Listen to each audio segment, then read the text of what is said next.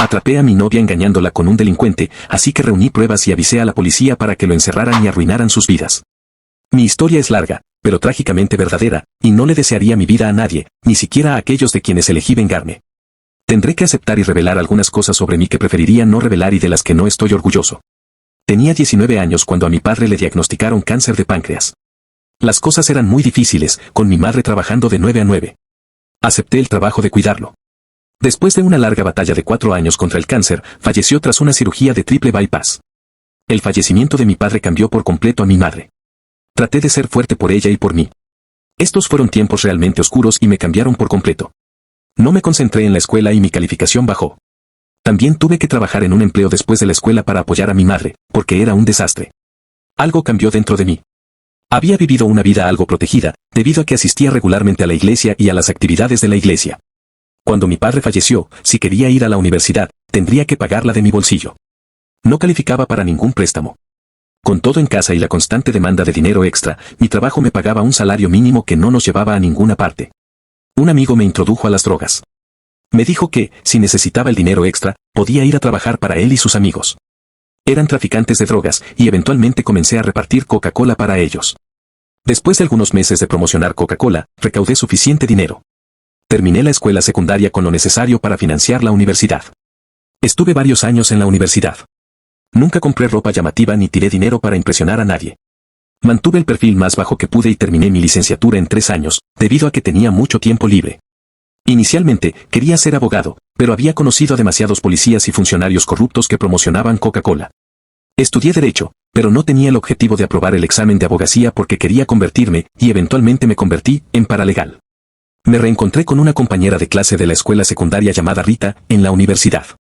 Éramos cercanos en la secundaria. Descubrí que ella y yo habíamos estado enamorados el uno del otro en el pasado, pero ambos éramos demasiado tímidos para decirnos algo. Sin entrar en demasiados detalles irrelevantes, basta decir que Rita y yo nos hicimos amigas, mejores amigas. Incluso nos enamoramos perdidamente y estábamos planeando un futuro juntas. Nuestras relaciones anteriores habían sido fracasos totales. La mía, en particular, me había dejado sintiéndome completamente muerta por dentro, como si fuera incapaz de amar. Habían pasado años desde que había salido a propósito. Mi ex anterior, a la que llamaré Becky, había hecho cosas frías y despiadadas para causar nuestra ruptura. Fui buena con ella, salvándola de una relación abusiva, nunca abusando de ella y enseñándole que ningún ser humano merece ser utilizado. Pero me dejó rota y en ruinas. Encontrar a Rita me dio esperanza, pero también me hizo reconocer que todas las relaciones antes de ella me habían fallado. Rita era el amor de mi vida, estábamos destinadas a estar juntas. Lo tomamos con calma al principio. Pasaron 2 años y me abrí cada vez más a ella. Le conté lo que había pasado con Becky, con mi padre, todo. Ella simpatizó conmigo y fue muy empática. Empezamos a dormir juntas y, finalmente, nos convertimos en una pareja. Parecía apreciar que realmente la escuchara, que hablara con honestidad y que la protegiera. Dijo que me amaba, y yo admití que la amaba. Nunca le conté cómo había pagado la universidad ni las cosas que había visto o hecho. Ella no necesitaba saberlo. Tenía miedo de que arruinara las cosas con ella. Nos amábamos y ya teníamos planes de formar una familia. Unos meses después, ocurrió un desastre. Mi madre tuvo un terrible accidente, fue aplastada por una gran estantería. Fue bastante grave. Los vecinos la llevaron al hospital, donde le hicieron algunas pruebas médicas. Sufrió muchas lesiones y algunos huesos rotos. Se descubrió que mi madre tenía una válvula cardíaca con fugas. Las pruebas eran para ver si podían repararla. Una semana después, recibimos la buena noticia de que la válvula podía reemplazarse. Pero también recibimos malas noticias. Durante las pruebas, identificaron 5 pequeñas masas en y alrededor de su riñón izquierdo, con una alta probabilidad de que fueran tumores malignos. Los médicos le hicieron una biopsia y descubrieron que, de hecho, tenía cáncer de riñón. Comenzó el tratamiento y supe que tenía que concentrarme en mi madre. Las cosas habían ido muy bien con Rita, nos habíamos mudado juntos a un pueblo a unas 30 millas de mi madre. Cuando le conté a Rita sobre mi madre, ella expresó su preocupación y apoyo. Cuando le expliqué que eso significaba que nos veríamos menos, me aseguró que no tenía ningún deseo de poner nuestra relación en pausa. Dijo que quería estar ahí para mí, aunque solo fuera como apoyo emocional. Le insistí a Rita que, si en algún momento decidía que quería tomar un descanso o pensaba que podría estar interesada en alguien más, me lo dijera y yo lo entendería. Me aseguró que me apreciaba y que nadie podría tomar mi lugar. Mi madre comenzó la quimioterapia. Inicialmente, el tratamiento no parecía tener ninguno de los horribles efectos secundarios. Ya estaba bien entrado su segundo mes cuando notó debilidad y pérdida de apetito. Hablaba y enviaba mensajes de texto a Rita varias veces al día. Todos los días, ella me escribía tan pronto como se despertaba para preguntar cómo estaba mi madre, y, a menudo, pasábamos horas hablando antes de dormir, diciéndonos cuánto nos extrañábamos. Pudimos vernos y pasar la noche juntos aproximadamente cada 2 semanas, pero todo parecía estar bien cuando lo hacíamos. La condición de mi madre empeoró, así que le dije a Rita que podía salir con sus amigos y disfrutar de la vida cuando comenzara el verano. Sabía que a Rita le gustaban las actividades al aire libre, incluso sin mí. La salud de mi madre estaba fallando, el verano no significó diversión bajo el sol para mí. Rita salía con amigos, y yo disfrutaba escuchar sobre las cosas tontas que ella y sus amigos hacían. Estaba genuinamente contento de que ella no fuera un asunto reservado en mi vida. Siempre expresaba preocupación y tristeza cuando le contaba lo que estaba pasando con mi madre. La quimioterapia estaba matando las células cancerosas, sin embargo, ella se estaba volviendo cada vez más frágil. Me di cuenta de que el cáncer ya no estaba destruyendo a mi madre, la medicina lo estaba haciendo. Necesitaba tomar un descanso, así que un grupo de amigos de mi madre vino a sentarse con ella para darme un poco de tiempo libre por mi cuenta. Llamé a Rita cuando me acercaba a su ciudad. Me dio la dirección de donde ella y sus amigos se reunirían. Cuando llegué, vi a la mayoría de sus amigos, a los que ya conocía. Me dirigí a la terraza trasera de la casa y vi a un chico sentado cerca de Rita. Los dos se reían y se divertían con otros amigos. Me presentó como su novio al chico, que llamaremos Henry. Me dio un firme apretón de manos y dijo, «Estoy feliz de conocerte». Actué cortésmente hacia él. No creo que Rita se diera cuenta de que sentí que algo andaba mal con Henry de inmediato. Estoy seguro de que muchas personas tienen un presentimiento cuando se encuentran con alguien sospechoso. Debido a mi actividad criminal hace muchos años, supongo que se necesita uno para reconocer a otro. Un instinto me dijo que había algo sospechoso en Henry. Sabía que era nuevo en su grupo de amigos, ninguno de ellos, incluida Rita, lo conocía desde hacía más de un par de meses. Para ser claro, lo que estaba experimentando en ese momento no eran celos, como ahora me doy cuenta. Rita tenía muchos amigos hombres, todos los cuales realmente me agradaban. Pero había algo en Henry que me hacía un poco escéptico sobre su carácter. Traté de ignorarlo, descartando el sentimiento como simples celos. Comencé a hablar con Rita y sus amigos, tratando de tranquilizarme. Monitoreé a Henry desde lejos e interactué con él cálidamente. Rita y yo nos quedamos en su casa esa noche, antes de que tuviera que irme y regresar a casa. Durante las siguientes semanas, la condición de mi madre comenzó a empeorar aún más. Rita y yo hablábamos y enviábamos mensajes de texto durante todo el día, todos los días. En retrospectiva, ahora me doy cuenta de que yo estaba iniciando la mayor parte de nuestra comunicación, pero en ese momento no estaba llevando la cuenta. Un día, algunos familiares se ofrecieron como voluntarios para cuidar a mi madre y darme un respiro. Me dirigí a ver a Rita y la llamé en el camino. Me dijo en qué restaurante ella y sus amigos estaban cenando, así que me dirigí allí. Estaba entrando en un espacio de estacionamiento y vi a Henry subirse a un Buick negro de último modelo. Salió, aunque no me vio, no estaba familiarizado con mi auto. Me dirigí al interior, donde Rita y sus amigos me saludaron con abrazos y palabras de simpatía y aliento. Todos cenamos y tomamos algunas bebidas antes de que Rita y yo volviéramos a su casa. Antes de acostarnos, casualmente pregunté por qué Henry se había ido antes de que pudiera saludarlo. Rita dijo que no tenía idea y que no sabía si Henry había estado en el restaurante. El restaurante en el que habíamos comido estaba en un centro comercial con varios otros negocios. Pensé que tal vez había salido de una de esas tiendas y ni Rita ni sus amigos lo habían visto. De todos modos, me quedé con ella nuevamente esa noche, antes de regresar a mi casa alrededor del mediodía. Al día siguiente, mi madre enfermó gravemente y tuvo que ser trasladada al hospital en ambulancia. Tenía neumonía y estaba extremadamente débil debido a la quimioterapia, lo que la hacía susceptible a muchas dolencias. Durante 3 semanas estuvo hospitalizada. Le dieron muchos medicamentos por vía intravenosa, pero su condición empeoraba cada día. No era bueno verla así. Los médicos finalmente me informaron que le quedaba, como máximo, 1 semana de vida. Sabía que no querría dejar esta tierra en esa lúgubre habitación de hospital, así que el personal se encargó de traerla a casa y ayudarme a hacer que sus últimos días fueran lo más tranquilos posible. Cuando todo estuvo listo, llevamos a mi madre a casa. Aunque extremadamente débil, estaba contenta de ver su casa y entornos familiares una vez más. Ambos sabíamos que no le quedaba mucho más tiempo de vida. Mientras yo tenía miedo, ella me dijo que quería que fuera fuerte por ella, y también me dijo que estaba lista para ir a ver a mi padre una vez más, después de tanto tiempo. Conseguí que una de las amigas de mi madre, de la iglesia, la cuidara durante unas horas. Me subí a mi auto y conduje para ver a Rita sin llamarla. No lo hice porque estaba llorando mucho, ver a mi madre sufrir fue abrumador, no habría podido hablar. Cuando llegué, debido a la muerte inminente de mi madre, sabía que Rita sabría qué decir para consolarme. Llegué a la casa de Rita. Vi un Buick negro estacionado detrás de su auto. No pensé en nada, ya que estaba concentrado en perder pronto a mi querida madre. Usé la llave que me había dado para entrar por la cocina, como siempre hacíamos. Escuché música tan pronto como se abrió la puerta, pero no pensé mucho en ello, porque no vi a nadie en la sala de estar o en el porche trasero. Mientras caminaba por el pasillo hacia su dormitorio, escuché ruidos que venían de adentro. Me detuve. Me di cuenta de que los sonidos que escuchaba eran sexuales. Mi corazón se hundió aún más. Retiré mi mano de la manija de la puerta, sin querer llamar la atención, pero lentamente puse la mano en la cerradura y abrí la puerta, un arroyo. Me detuve en seco cuando los vi, completamente desnudos, haciéndolo a martillo y tanga, sin darse cuenta de mi presencia. Honestamente, mi primer instinto fue correr a toda velocidad y darle un cabezazo en la nariz, pero sabía que tenía que mantenerme fuera de problemas, por el bien de mi madre y de mi trabajo. Así que retrocedí lentamente, temblando de ira. Salí de la casa por la parte de atrás, hacia mi auto. No me vieron. Solo me senté allí, en el auto, con el peso de todo derrumbándose, haciendo que mis ojos se desbordaran. Después de media hora, arranqué el auto y me dirigí a casa de mi mamá. No le dije a nadie lo que acababa de ver.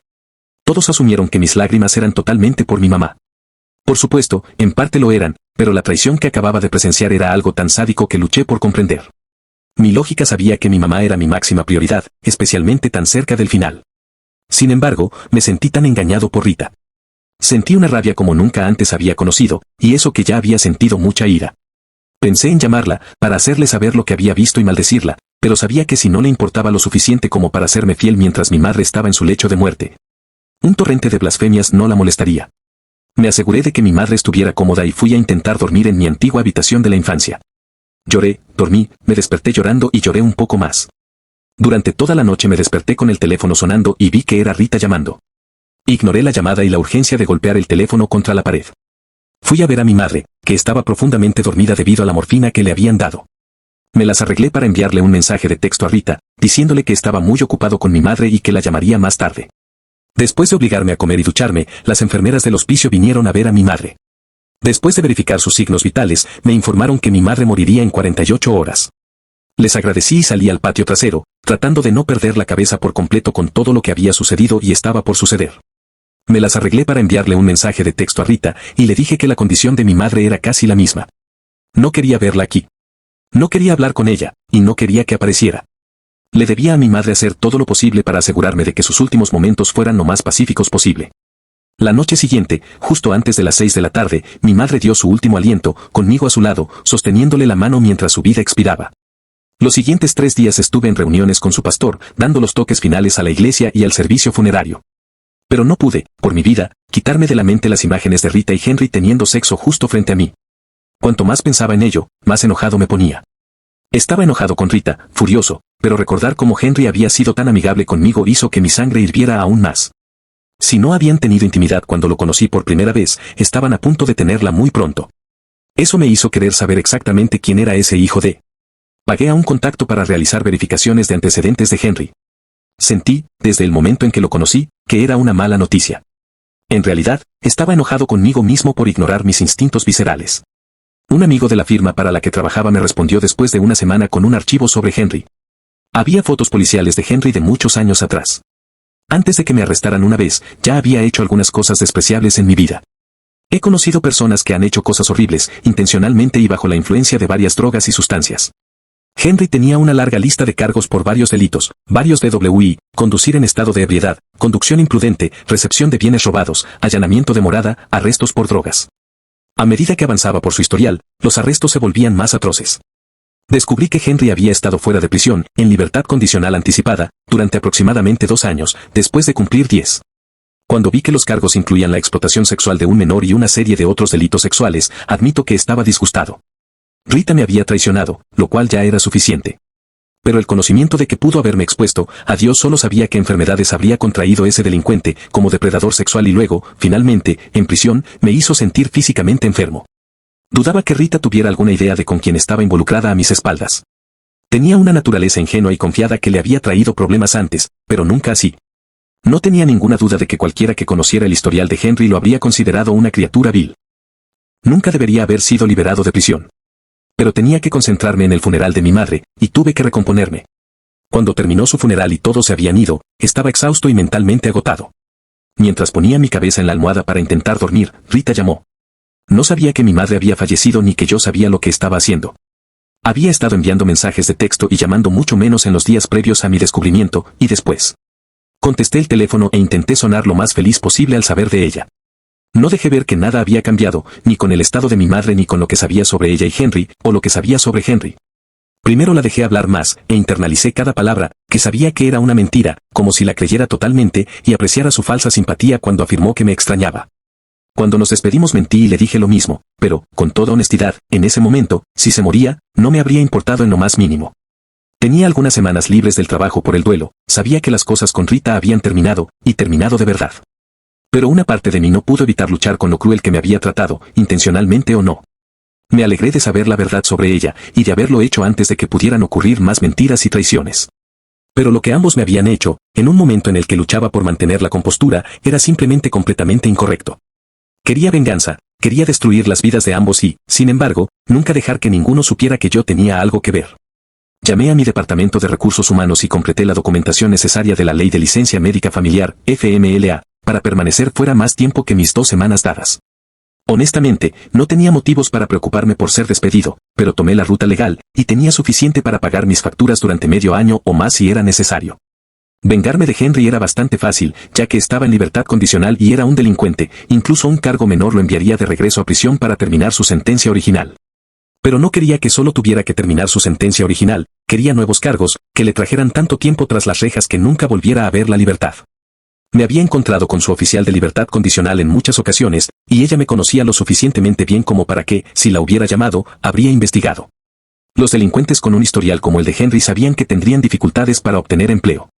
Si tenía un trabajo, tenía mis dudas de que estuviera empleado de manera remunerada en algo legal como para poder pagar un nuevo wiki seguro. Estacioné calle abajo de la casa de Rita, en un auto con el que no estaría familiarizada. Vi el WIC de Henry en su entrada. Me senté en silencio y esperé. Eran alrededor de las 2 de la mañana cuando lo escuché encender su motor antes de salir de su entrada. Lo seguí casualmente, sin querer que sospechara que lo estaban siguiendo. Era hora de que investigara un poco por mi cuenta, manteniendo una distancia razonable. Seguí la señal hasta una casa de aspecto cutre, en una parte por debajo del promedio de la ciudad de Rita. Su auto estaba estacionado y él ya había entrado. Anoté el número de matrícula y estacioné calle abajo. Dormí varias horas a la vista de su casa. Después de no ver actividad, dormí hasta alrededor de las 8 de la mañana.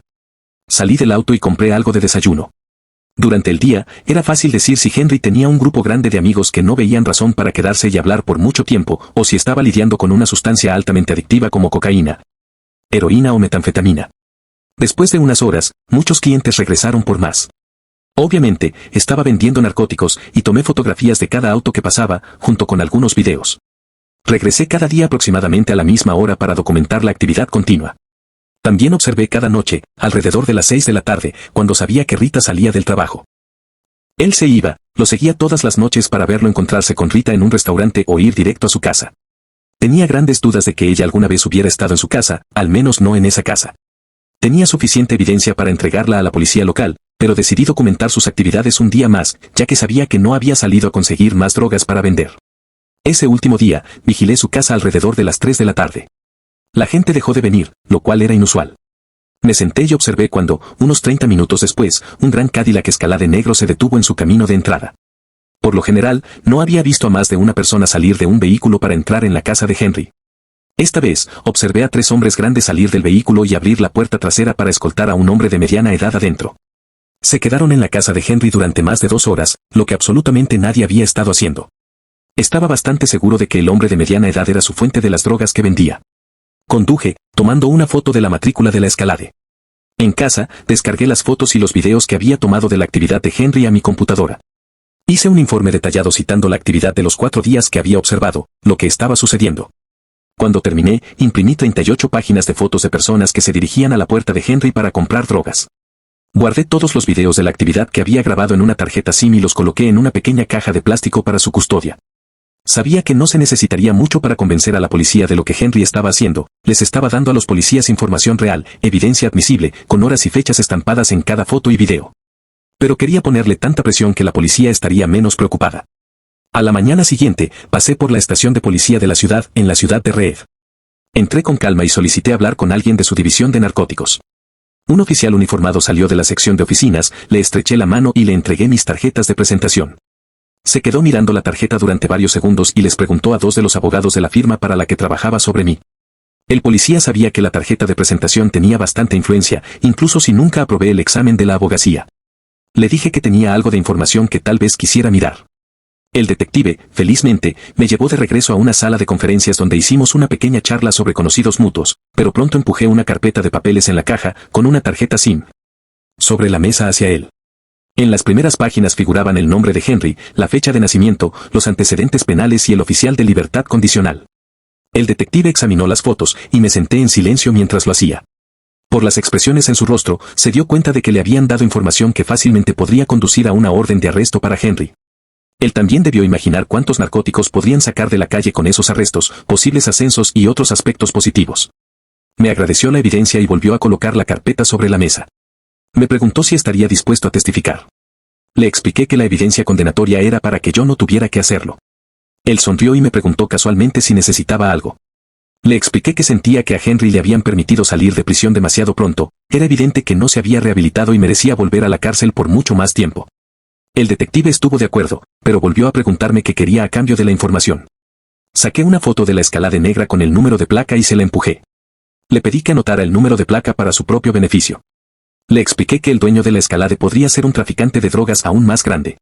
Reafirmé que quería que mi nombre se mantuviera fuera de cualquier informe policial o judicial. Él estuvo de acuerdo. Luego mentí y dije que mi firma representaba a alguien que pudo haber sido engañado por el dueño de la Escalade. Él sabía que podría haber conseguido que uno de los abogados de mi firma me pidiera un favor para obtener la información, pero también sabía que a los abogados les gusta usar su favor con moderación. Pensó en silencio durante unos segundos, al darse cuenta de que le había dado otra pista para seguir. Potencialmente, había hecho más trabajo de detective en 5 días de lo que todo su personal había hecho en meses, así que aceptó felizmente. 10 minutos después, regresó con una impresión de la etiqueta con el nombre y la dirección de quien estaba registrada. Doblé la impresión y me la puse en el bolsillo. El detective y yo tuvimos una pequeña charla sobre deportes y autos antes de estrecharle la mano y dirigirme a mi auto. Conduje a casa sabiendo que un juez pronto firmaría una orden de arresto para esa escoria de Henry. Me mantuve en secreto durante unos días, monitoreando los informes de arresto del periódico local de Rita en línea. Una mañana, el sitio web principal mostró una foto de un Henry muy desconcertado y confundido, siendo llevado esposado. Mientras nadie hubiera cometido ningún error estúpido que lo librara por un tecnicismo, estaría terminando su tiempo original más muchos años adicionales. Siempre existía la posibilidad de que pudiera conseguir un buen abogado. Para reducir los cargos o encontrar algún vacío legal para sacarlo libre, no pude y no dejaría que eso pasara. No había conducido durante 10 minutos cuando sonó mi teléfono, el identificador de llamadas me hizo saber que era Rita llamando. Cuando respondí, traté de actuar sorprendido y feliz de verla. Sin siquiera un saludo amistoso, me preguntó cómo no pude haberle dicho que mi madre había fallecido. Había visto el obituario en el periódico de mi ciudad. Respondí que parecía que estaba ocupada disfrutando de la vida y que no quería cargarla con mi dolor. Rápidamente le pregunté por qué no había estado enviando mensajes de texto o llamando tanto últimamente, lo que la llevó a cambiar de tema y pedir verme. Hice mi mejor esfuerzo para actuar feliz de saber de ella y le dije que la extrañaba. Le pregunté si podía reunirse conmigo para cenar en nuestro restaurante favorito en nuestra ciudad y ella aceptó de inmediato. Ya que Henry ya no estaba para mantener el tiempo, estaba contenta de tenerme de regreso para llenar el vacío. Me presenté a la cena con una sonrisa y un largo abrazo, tratando de controlar el impulso de romperle la columna por la mitad. Me sorprendió que no dijera nada cuando la besé. Estoy seguro de que asumió que, en mi dolor, el romance no era algo que había tenido mucho en mi mente. Solo tenía una muy buena idea de lo que había estado haciendo su boca y no quería los gérmenes de la prisión de Henry en mí. Nos sentamos en la barra y pedimos 2 bebidas a nuestro camarero favorito. Él nos conocía como pareja porque siempre dábamos muy buenas propinas. Cuando llegaron nuestras bebidas, me disculpé para ir al baño y escribí un mensaje corto en mi teléfono para que Reed hiciera mis bebidas sin alcohol y las de ella dobles. Cuando regresé del baño, me senté junto a Rita en la barra, hablando de bebidas. Lo habíamos disfrutado, pero no lo habíamos probado en bastante tiempo. Actué como si estuviera sacando la receta de alguna bebida inusual. El camarero se acercó y nos preguntó si estábamos listos para otra bebida. Le dije que estábamos celebrando después de no vernos durante bastante tiempo. Levanté mi teléfono para que leyera el mensaje, preguntándole si sabía cómo hacer esa bebida. Leyó el mensaje y sonrió, aceptando que la bebida que había pedido era una de sus especialidades. Estoy seguro de que el camarero y Rita asumieron que podía emborracharse tanto como quisiera y que luego iría a su casa conmigo. Tenía otros planes. Rita comentó lo fuerte que era el suyo. Le dije que apenas podía sentir el alcohol en el mío. Pedimos varias bebidas más. Rita comentó lo borracha que se sentía. Actué confundido, diciendo que apenas sentía un zumbido. Después de varias horas, pagué nuestra cena y bebidas con una propina considerable. Cuando salimos por la puerta, actué como si hubiera recibido una llamada muy importante que necesitaba atender. Después de la obligatoria llamada telefónica inexistente y sin núcleo, le dije que tenía que regresar corriendo a mi ciudad, a la oficina. Uno de los abogados me necesitaba para un caso temprano a la mañana siguiente. Le pedí que fuera a su casa y me esperara, prometiéndole que el recado no tomaría mucho tiempo. La ayudé a subir a su auto y la vi detenerse, antes de usar mi teléfono celular para llamar inmediatamente a la policía y decirles que había visto a un conductor ebrio saliendo de ese restaurante. Los insté a que se apuraran, la persona no estaba en condiciones de conducir. Salté a mi auto y me dirigí a la casa de Rita, a unas 2 millas de distancia. A 1 milla de su casa, vi luces azules delante de mí y disminuí la velocidad para ver el auto de Angie detenido. Sabía que le iban a dar un DWI, conducir bajo los efectos del alcohol, ya que eso es, de hecho, lo que había planeado. Ni ella ni yo sabíamos que Henry había estado usando su auto para entregar cocaína a traficantes de bajo nivel bajo su mando. Hicieron la búsqueda obligatoria en el auto de Rita y encontraron varias onzas de cocaína escondida debajo del asiento trasero. No tenía ninguna intención de que la arrestaran por posesión de narcóticos con intención de vender, pero el hecho de que Rita me hubiera dado la llave de repuesto de su auto, la misma noche que me dio la llave de repuesto de su casa, lo sabía bien, podría haber sido yo el que arruinara mi vida con la misma rapidez. Tampoco tenía idea de que sabía sobre su engaño sin escrúpulos, que se reveló a todos más tarde. Llegué a mi casa ese día y mi teléfono celular sonó desde un número extraño. Respondí para escuchar a Rita llorar y sollozar mientras trataba de decirme algo. Logré que se calmara, en realidad, quería escuchar lo que tenía que decir. Se las arregló para decirme que estaba en la cárcel, a lo que inocentemente pregunté dónde y por qué. Cuando me dijo que la habían arrestado, porque estaba realmente sorprendido por los arrestos por drogas, le pregunté qué quería que hiciera. Quería que la ayudara a salir y me pidió que pospusiera. Le expliqué que, como mi madre había muerto, no podía arriesgarme a poner ninguna de mis propiedades debido a problemas de sucesión. Fácilmente podría haber puesto mi propia casa como garantía, pero vi sus cargos por drogas como daños colaterales. Ella dañó mi vida lo suficiente como para que los cargos por posesión de cocaína con intención de distribuir, que conllevaban una condena obligatoria, fueran justificados. Sentí que, después de lo que me había hecho, con quien me había traicionado, parte de ella se merecía lo que le venía encima. Fui a su sala de audiencias y me senté en la parte de atrás, esperando no ser notado. Cuando entró en la sala del tribunal, me vio. La miré con confusión, como si no entendiera cómo podía ser arrestada por semejante delito. Sabía muy bien cómo, por supuesto, pero tuve que actuar totalmente ajeno cuando trató de explicarle al juez que su novio había sido arrestado por tráfico de drogas solo unos días antes y que tenía que ser suyo. El juez no quiso oírlo. Se dio la vuelta y me miró con vergüenza y lágrimas en los ojos, al darse cuenta de que yo sabía que ella había estado engañando.